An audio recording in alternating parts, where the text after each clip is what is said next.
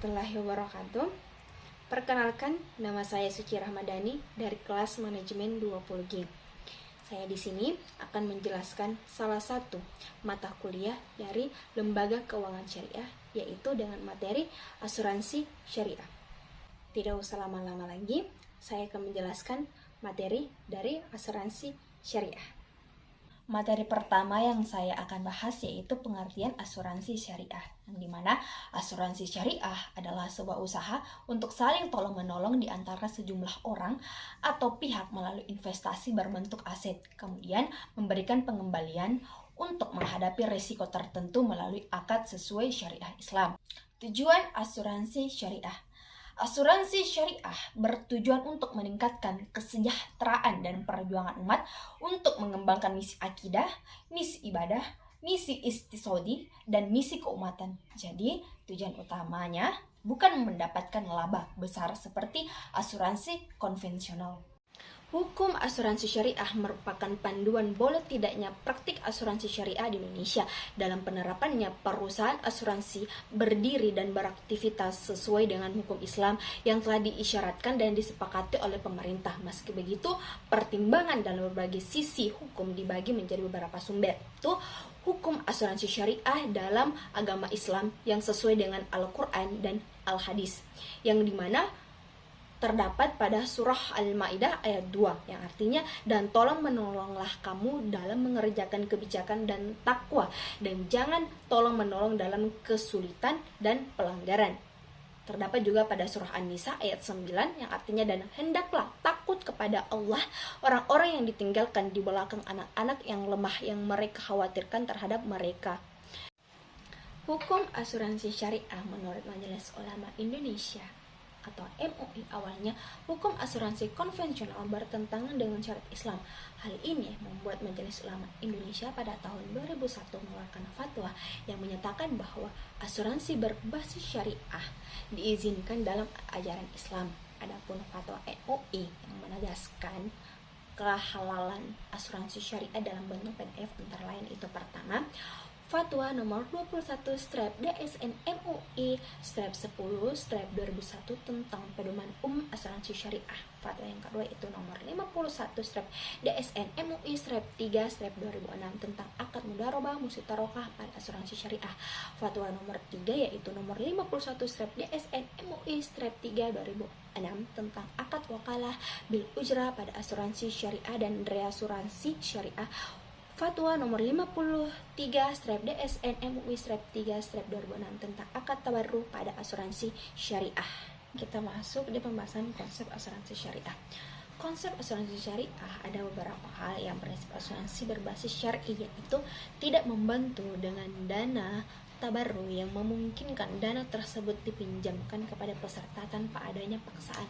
Selain itu, dana yang disetorkan oleh peserta tidak akan hangus jika masa tanggungan habis dan akan dikembalikan. Semua prosedur asuransi dilandasi oleh akad yang sesuai dengan syariat Islam. Masuki pembahasan akad dalam asuransi, yang dimana semua perusahaan asuransi syariah di Indonesia melakukan prosedur asuransi dengan landasan akad sesuai dengan syariah Islam. Adapun beberapa akad yang sering digunakan dalam asuransi berbasis syariah antara lain yaitu pertama, akad tabarruh.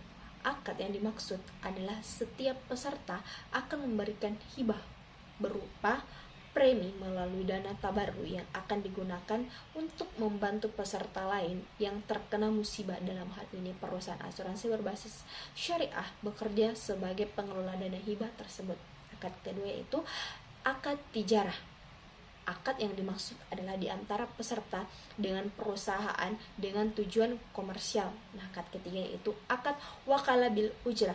Akad yang dimaksud adalah para peserta memberikan pengelolaan kepada perusahaan asuransi untuk mengelola dana investasi yang nantinya perusahaan akan mendapatkan ketidakseimbangan berupa upah. Akad keempat yaitu akad mudharabah. Akad yang dimaksud adalah memberikan kuasa kepada perusahaan sebagai mudharib untuk mengelola investasi dengan ketidakseimbangan berupa hasil atau nisbah sesuai dengan kesepakatan. Kita memasuki penjelasan di jenis-jenis asuransi syariah. Yang pertama yaitu takaful individu. Takaful individu adalah produk yang memberikan perlindungan dan perencanaan yang bersifat pribadi. Jenis ini pun dibagi atas beberapa bagian atau beberapa pilihan. Itu yang pertama, takaful dana investasi syariah, takaful dana haji, takaful dana siswa, dan takaful dana jabatan. Yang kedua yaitu takaful kelompok. Takaful kelompok adalah produk yang memberikan perlindungan dan perencanaan yang bersifat kelompok dalam perusahaan. Jenis ini pun dibagi atas beberapa. Itu yang pertama, takaful al-khairat dan tabungan haji, takaful kecelakaan siswa, takaful wisata dan perjalanan, takaful kecelakaan grup, dan takaful pembiayaan. Yang ketiga yaitu takaful umum, di mana takaful umum adalah asuransi berbasis syariah yang memberikan perlindungan dan perencanaan yang bersifat umum. Jenis ini pun dibagi atas beberapa bagian. Itu yang pertama, takaful kebakaran, takaful kendaraan bermotor, takaful rekayasa, takaful pengangkutan, dan takaful rangka kapal. Asuransi syariah. Yang pertama yaitu prinsip tolong-menolong. Dalam asuransi berbasis pengamalan hukum syar'i dalam agama Islam, ini dikenal dengan istilah risk sharing, yaitu berbagi risiko, yang mana peserta membayarkan uang kontribusi dan dana tersebut akan dikelola oleh perusahaan untuk disalurkan kepada peserta yang mengalami musibah atau membutuhkan uang. Yang kedua yaitu bebas riba. Apakah asuransi syariah ada premi? Tidak. Akad yang dilakukan pada asuransi berbasis syariah mengubah premi dengan uang klaim, tapi bergotong royong antar sesama peserta. Jika satu peserta mengalami musibah, maka iuran dari peserta lain akan dikumpulkan untuk menolong. Ketiga, premi tidak hangus.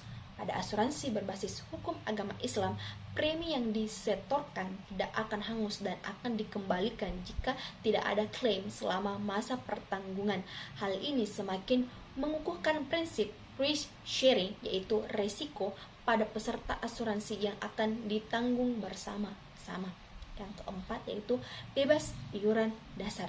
Dalam asuransi berbasis syariah, peserta akan mendapatkan kebebasan dasar jika peserta mengalami cacat total akibat sakit atau kecelakaan. Hal ini bisa didapatkan dengan cara cuma-cuma sesuai kesepakatan.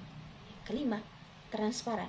Pengelolaan dana di asuransi jenis ini ditentukan bersifat transparan dan ditentukan sejak awal. Jadi, nasabah bisa mengetahui kemana saja dana alokasi dialokasikan, seperti untuk cadangan, klaim, atau investasi. Yang keenam yaitu proteksi tak berubah meski telat bayar. Pelanggan akan tetap mendapatkan manfaat asuransi seperti yang seharusnya meskipun telat membayar asuransi. Hal ini berbeda dengan asuransi konvensional yang tidak membolehkan nasabah terlambat membayar premi. Yang ketujuh yaitu pengelolaan berdasarkan syariat Islam. Pengumpulan dan pengelolaan dana yang ada di asuransi berbasis syariah dilakukan berdasarkan syariat Islam.